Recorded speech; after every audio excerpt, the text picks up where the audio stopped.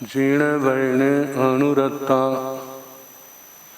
जीर्णवयनं जे करन्ति भावेन अमला असंक्लिष्टा ते हुन्ति परित संसारी। बोलिए भगवान महावीर पावन चरित गुरुदेव जी। बंधु मन वच काय भव सागर को तरण में करो हमारी सहाय। जिन शासन जिन वाणी सदा जयवंत हो, श्रवण संग सदा अविचल मंगल हो। मुक्ति को प्राप्त श्रमण भगवान महावीर स्वामी, उनकी परम पावन कल्याणी भागवती वाणी वाचक प्रमुख श्री इंदर भूति गौतमादि गणधर भगवंत योग प्रधानाचार्य परम पूज्य श्री सुधर्मा स्वामी जी महाराज, उनकी परम पावन पाठ परंपरा वर्तमान आचार्य ध्यान योगी परम पूज्य श्री शिव मुनि जी महाराज एवं गुरुजन सबके पावन चरण सरोजों में मेरा अनंत अनंत बार वंदना नमस्कार। उपस्थित धर्म प्रेमी सज्जनों, माताओं तथा बहनों, श्री ज्ञाता धर्म कथांग सूत्र प्रथम स्कंद प्रथम अध्ययन उत्क्षिप्त ज्ञान चंपा नगरी पूर्ण भद्र चैत्य कौणिक राजा आचार्य श्री सुधर्मा स्वामी, उनके पावन आत्मा का दर्शन। कैसी पवित्र आत्मा है, मोक्ष मार्ग के पथिक है। कैसी उनकी साधना है, कैसा उनका तप है, कैसा उनका ज्ञान, कैसा उनका बल पराक्रम सुनाया जा रहा है। कल बता रहे चरण सत्री में ज्ञान आदि तीन बातें, ज्ञान, दर्शन और चारित्र। ज्ञान आभिनिबोध्य ज्ञान, शुद्ध ज्ञान, अवधि ज्ञान, मन प्रेम ज्ञान का वर्णन किया था। दर्शन, दर्शन एक दर्शन शब्द का प्रयोग सामान्य अर्थ के लिए प्रयोग किया जाता है। दूसरा, दर्शन शब्द का प्रयोग श्रद्धा, विश्वास, प्रतीति, रुचि के लिए किया जाता है। जहाँ पर जो दर्शन शब्द है, ज्ञान, दर्शन, चारित्र, इसका संबंध श्रद्धा, विश्वास, प्रतीति और रुचि अर्थ में किया जाता है। मेरा स्वरूप क्या है, मेरा लक्ष्य क्या है, मेरा मार्ग क्या है। निर्णय कर लिया, निश्चय कर लिया, मैं एक आत्मा, चेतना मेरा लक्षण है, गुण है, जिसको उपयोग कहा जाता है। ज्ञान और दर्शन जिसके दो भेद हैं। जो मेरा स्वरूप, मेरी आत्मा में अनंत ज्ञान है, अनंत दर्शन है, अनंत समाधि है, अनंत शक्ति है। किसी प्रकार की कोई कमी नहीं है, तो उसका कारण आत्मा के द्वारा पूर्व जन्मों के कर्मों से प्रेरित होकर के जो नए कर्म किए जाते हैं वे कर्मों के बंधन हैं। उन बंधनों से छुटकारा पाया जा सकता है। पाने के लिए पुरुषार्थ, बल, पराक्रम, शक्ति का प्रयोग करना होगा। ये प्रयोग जब तक कार्य संपन्न नहीं होता लगातार चला रहेगा तो एक दिन ऐसा आएगा ये आत्मा कर्मों के बंधनों से सदा सदा के लिए मुक्त हो जाए। जब मुक्त होगा फिर इस आत्मा में और परमात्मा में कोई अंतर नहीं होगा, क्योंकि भेद की दीवार टूट गई। उस लक्ष्य को पाने के लिए हमारा मार्ग जो भगवान ने कहा है, ज्ञान, जानना, दर्शन, विश्वास, श्रद्धा, चारित्र, पाप कर्मों का 3 करण 3 योग से परित्याग करना, तपस्या 12 प्रकार की तपस्या, जे मार्ग उस लक्ष्य तक पहुंचने का है। बस इस मार्ग पर चल रहे। ऐसी जिनकी श्रद्धा है, चरम शरीरी है, उस समय उनकी क्षोभम सम्यक्त्व है या क्षायिक सम्यक्त्व है, इसका कोई स्पष्ट उल्लेख नहीं, लेकिन वो विशुद्ध सम्यक्त्व, सम्यक दृष्टि गुण से संपन्न है। स्वयं मोक्ष मार्ग पर चल रहे हैं और औरों को इस मार्ग पर चलने की प्रेरणा दे रहे। ऐसा सम्यक दर्शन से संपन्न, सम्यक चारित्र, 5 प्रकार के चारित्र हैं। सामायिक, छेदव स्थापनीय, परिहार विशुद्धि, सूक्ष्म संप्राय और जथाख्यात। चरम शरीरी क्षपक श्रेणी करता है और ये श्रेणी केवल एक ही बार होती है। उससे पहले इनका चारित्र पहले सामायिक रहा, फिर उसके बाद छेदव स्थापनीय चारित्र रहा। छेदव स्थापनीय चरित्र का क्या स्वरूप है? महाव्रतों का 3 करण 3 योग से पालन करना। महाव्रत है अहिंसा, सत्य, अस्तेय, ब्रह्मचर्य और अपरिग्रह।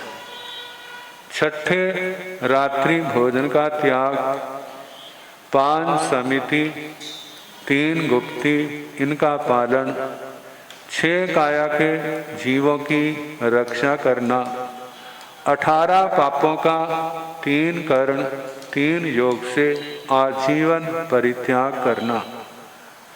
इसके अंदर 10 प्रकार का श्रवण धर्म भी आ जाता है। जो कुछ बताया जा रहा है सब कुछ इसके अंदर समा जाता है। छेदव स्थापनीय चारित्र के उत्कृष्ट आराधक हैं आचार्य श्री सुधर्मा स्वामी जी। इसलिए ज्ञान, दर्शन, चारित्र तीनों गुणों से संपन्न है और बहुत ऊंची श्रेणी के साधक हैं जिसकी हम कल्पना भी नहीं कर सकते। मानो कोई 1000 मंजिल का 10,000 मंजिल का मकान हो और आप जमीन पर खड़े उसके शिखर को देखो भला, दिख जाएगा उसका शिखर, गर्दन टेढ़ी हो जाएगी। हो सकता देखने लगे तो बड़ा सिद्धि करनी क्या हो जाए, मुश्किल हो जाए। ऐसे ही हम निम्न स्तर पर रहने वाले उनके ऊंचे शिखरों का क्या अनुमान कर सकते हैं। जिन स्थानों पर हैं हम भावना भाव सकते हैं, हम हमारी गति भी स्मारक पर निरंतर ऐसे रहे और हम भी उन स्थानों का स्पर्श कर सके, हम भी संसार को तरने के अधिकारी बन सके। तो ज्ञान, दर्शन, चारित्र, तप के उत्कृष्ट आराधक आचार्य श्री सुधर्मा स्वामी जी महाराज आगे इन 70 गुणों में तप का वर्णन भी आया है। तप का वर्णन पहले श्रमण धर्म के प्रकरण में भी किया जा चुका है और अलग से भी तप का वर्णन हो चुका है। 12 प्रकार का तप है। आगे क्रोध, मान, माया, लोभ का निग्रह करना। क्रोध का निग्रह कैसे किया जाता है? उपशम भाव से। मान का निग्रह कैसे किया जाता है? विनम्रता से। माया का निग्रह सरलता, ऋजुता से। और लोभ का निग्रह संतोष से किया जाता है। जब आत्मा अपने इन गुणों में स्थिर हो जाता है, फिर कषाय कुछ समय तक उछल कूद मचाते हैं, फिर बाद में अपने आप शांत हो जाते हैं। सोचते अब हमारी कोई सुनवाई नहीं होगी। जब तक सुनने की आशा होती है तो शोर मचाते हैं, जब देखते कुछ नहीं मिलेगा अब जहाँ से, फिर क्या हो जाता है? शांत होकर के बैठ जाते हैं। तो आचार्य भगवान इन चारों कषायों का निग्रह करने वाले हैं, इनको उदय में नहीं आने देते। शास्त्रों में आता है सूय शील तव जलम, श्रुत शील तप का जल इनके ऊपर बरसाते इस आग के ऊपर, और इस आग को पुनः जलने भड़कने नहीं देते। इस आग को जिन्होंने बुझा दिया है। ऐसे जे चरण सत्री की 70 बातें हैं, कर्ण सत्री की भी 70 बातें, जो सारी की सारी आचार्य श्री सुधर्मा स्वामी जी के अंदर विराजमान है, उनकी आत्मा के अंदर इनको स्थान है। ऐसे आचार्य भगवान के चरणों में हमारा बार बार अनंत बार वंदना नमस्कार। ऐसी दिव्य आत्माओं को किया हुआ वंदन महानिर्जरा का कारण होता है। स्मरण भी, वंदन भी, ध्यान भी, ये सारे के सारे क्या है? हमारे आदर्श हैं, हमारे जीवन के नायक हैं, हमारे को सन्मार्ग दिखाने वाले हैं। जितना हमारा ध्यान इनकी ओर होगा, हमारी गति इनकी ओर उतनी ही ज्यादा होगी। अब इसके आगे करण, चरण, ये शब्दों की व्याख्या हुई। आगे है निग्रह। निग्रह निग्रह होता है किसी को पकड़ना, किसी को जकड़ना, ऐसे पकड़ना कि वह हिल भी ना सके। जहां चेतन की बात आती है वहां तो निषेध करते हैं, किसी को दुख नहीं देना। लेकिन जहां विकृतियों की बात आती है वहां कहते किसी प्रकार की लिहाज नहीं करनी। जे विकृतियां ही तो, विकार ही तो संसार परिभ्रमण का कारण है। चाहे वे कषाय हो, चाहे वे वासनाएं हो, चाहे वे अनेक प्रकार के दोष हो, चाहे इंद्रियां हो, चाहे मन हो, इनके अनुसार नहीं चलना। इनके अनुसार चलना, भगवान के अनुसार, आगम के अनुसार। सूत्र जैसा निर्देश करता है, सूत्र भगवान के वचन है। भगवान के वचन जैसा निर्देश देते हैं उसके अनुसार चलना, दूसरों के कहे के अनुसार नहीं चलना। हमारा लक्ष्य क्या होना चाहिए? भगवान की वाणी हमारे जीवन में आचरण के रूप में आए, उसको हमारे मन में, वचन में, काया में भगवान की वाणी का आचरण हो। जो है उसको बढ़ाया जाए, जो नहीं है उसको अपनाने का प्रयास किया जाए, भावना भाई जाए। जैसे श्रावक के जीवन के मनोरथ हैं, साधु जीवन के मनोरथ हैं। श्रावक विचार करता है वो दिन कब आएगा जब मैं 18 पापों का थोड़े बहुत परिग्रह का त्याग करूंगा। पहला मनोरथ, जब मैं थोड़े बहुत परिग्रह का त्याग करूंगा, कब वो समय आएगा। वह समय कब आएगा जब मैं 18 पापों का त्याग करके गृहस्थ से साधु जीवन को अपनाऊंगा, और वह दिन कब आएगा जब मैं अंतिम समय संलेखना के द्वारा समस्त जीव राशि से क्षमा याचना करके और अपने ज्ञान दर्शन चारित्र तप में लगे दोषों की आलोचना निंदना प्रायश्चित करके मैं समाधि मरण प्राप्त करूंगा। जे मनोरथ मात्र भी कर्मों की महान निर्जरा का कारण है, जब जे आचरण में आ जाए तो फिर क्या कहा जा सकता, कितना ज्यादा होगा। ऐसे साधु जीवन के 3 मनोरथ हैं। वह समय कब आएगा जब मैं थोड़े बहुत आगम वाणी का स्वाध्याय करूंगा, क्योंकि आगम ही तो आत्मा को मोक्ष मार्ग दिखाने वाले हैं, आगम ही तो संसार की भयानकता को दिखाने वाले हैं, संसार के प्रति अरुचि कल्याणकारी है। इस गुण को पैदा करो। संसार ऊपर से मीठा लगता है लेकिन इसका परिणाम अच्छा नहीं है। इस बात को जानो। इस बात को दिखाने वाले, मोक्ष मार्ग की ओर चलने की प्रेरणा देने वाले आगम ही तो हैं। आज भगवान नहीं, लेकिन उनका प्रवचन हमारे सामने है। जब मैं थोड़े बहुत आगम वाणी का स्वाध्याय करूंगा और इन वचनों को सुनूंगा, वो समय मेरा क्या होगा, धन्य होगा। दूसरी बात, जब मैं इन कषायों को, राग द्वेष को जीत करके एकल विहार प्रतिमा को स्वीकार करूंगा, जिसमें 8 महागुणों को धारण किया जाता है, संग की आज्ञा से उस प्रतिमा को धारण किया जाता है। जब मेरे कब वो समय आएगा जब मैं ऐसी वृत्ति को स्वीकार करूंगा।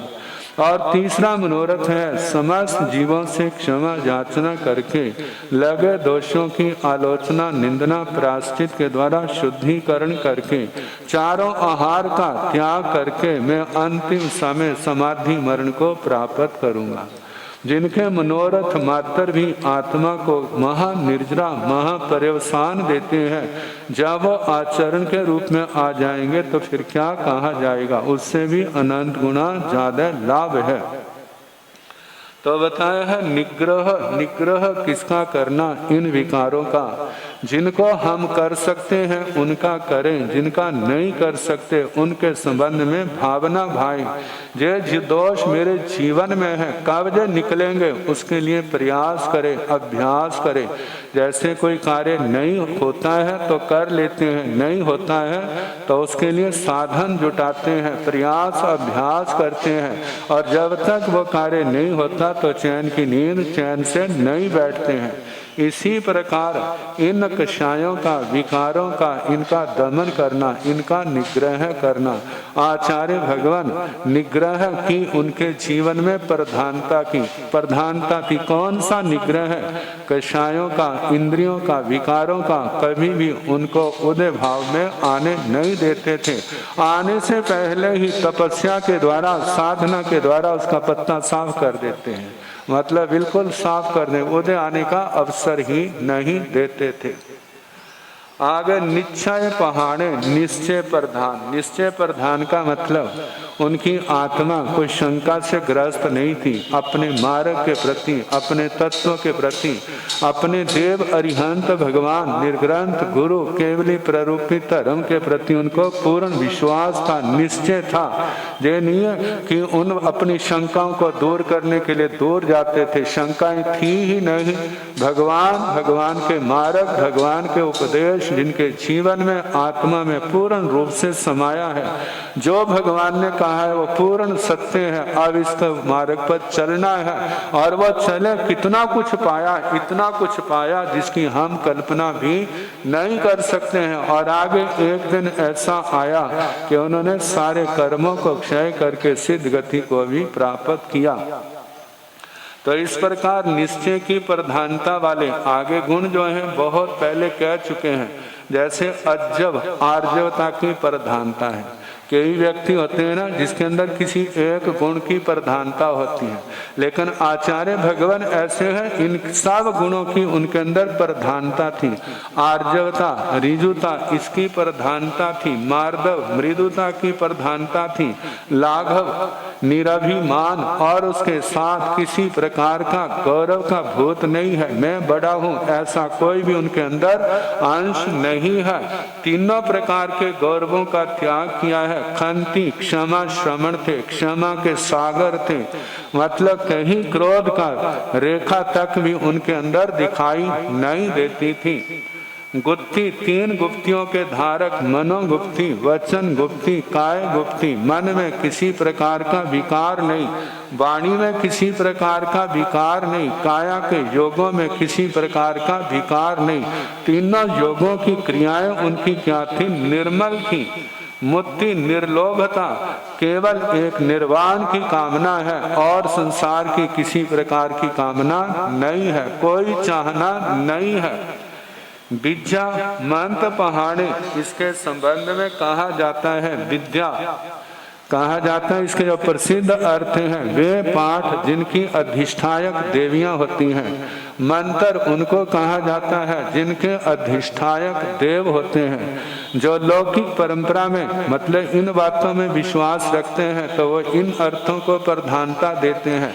विद्या और मंत्र साधना से वो संपन्न थे, लेकिन वो तो मोक्ष मार्ग के पथिक थे। उन्होंने इन मंत्र यंत्र तंत्र आदि को सिद्ध करने का उनका कोई प्रयास नहीं है, कोई भावना नहीं है। कोई अपने आप शास्त्र पाठ करते करते सहयोगी बन जाते हैं, वो बातें अलग हैं, लेकिन उनका इसकी ओर कोई रुझान नहीं है। वे अध्यात्म मार्ग के विशुद्ध पथिक है। तो ये आगम वाणी ही विद्या है, आगम वाणी ही क्या है? हमारे मंत्र है। इन्हीं का बार बार पठन पाठन करने से लोक में तो सिद्धियां, देवी देवता उनके सहायक बनते हैं, लेकिन जहाँ पर आत्मा की शक्तियां जागृत होती हैं, जब लौकिक कामनाओं से उठ करके आत्म शुद्धि के लिए जे आगम वाणी का बार बार अभ्यास किया जाता है तो लोक में कहा जाता है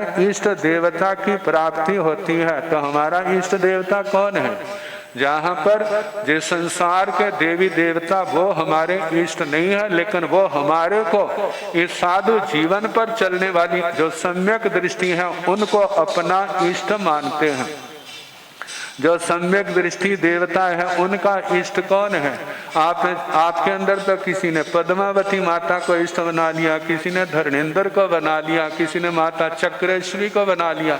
जैसी जैसी जिसको बोध है समझो उसके अनुसार, लेकिन उनके इष्ट कौन है? उनके इष्ट पंच परमेष्ठी भगवान है। देवताओं के जो सम्यक दृष्टि देवी देवता हैं उनके इष्ट कौन है? अरिहंत परमात्मा, सिद्ध परमात्मा, आचार संपन्न जो आत्माएं हैं उनको वो श्रद्धा भक्ति से वंदना नमस्कार करते हैं। और लौकिक वेशनाओं से ग्रसित लोग जो है वो उनको नमस्कार करते हैं, कहते हैं भगवान के पास तो कुछ नहीं है लौकिक चीजें, इनके पास है जो हमारे को दे देंगे। लेकिन आगम वाणी का रहस्य नहीं जानते कि दुनिया में जो लौकिक पदार्थ भी मिलते हैं जो पुण्य के कारण से मिलते हैं, जिनके पास पुण्य नहीं उनको कोई देता भी है तो भी उनके पास रहते नहीं। एक ओर से आते हैं, दूसरी ओर से क्या हो जाते हैं? चले जाते हैं। तो जो इस अध्यात्म मार्ग पर विश्वास करने वाले हैं वे इन चीजों से क्या है? ऊपर उठ चुके हैं। अब इसके आगे जो और वर्णन है कल जैसे समय होगा सुनाने का प्रयास करें।